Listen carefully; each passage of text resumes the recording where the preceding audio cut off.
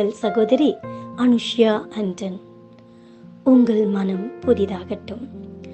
உன்னை மீட்க வானம் விட்டு வந்த உன்னதரை, உன்னை தம்மோடு சேர்க்க தன் வாழ்வையே உனக்களித்த நல்லவரை, சாத்தானின் பிடியில் இருந்த உன்னை விடுவிக்க தன்னை உன் சொந்தமாக்கிட உனக்காய் தன் உதிரம் அனைத்தையும் நீந்த நம் இரட்சகரை இன்னும் அறியலையா மனமே? நீ அறிந்தும் மனம் திருந்தலையா? மனம் போல நீ வாழவும் மாய்மால வேஷம் போடவுமா? மன்னவர் இயேசு அகூர பாடுகளை ஏற்றுக்கொண்டார். பூரண அழகுள்ளவர் அவர், பூரண அழகுள்ளவர் அவர்.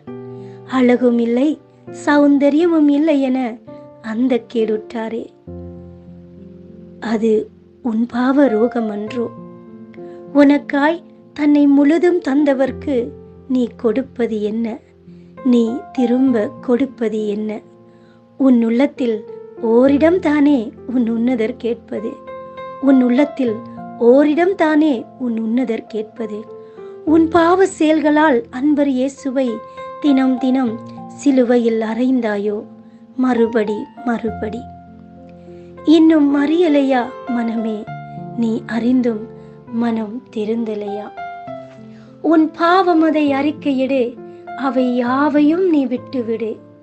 உன் பாவம் அதை அறிக்கையிடு, அவை யாவையும் நீ விட்டுவிடு.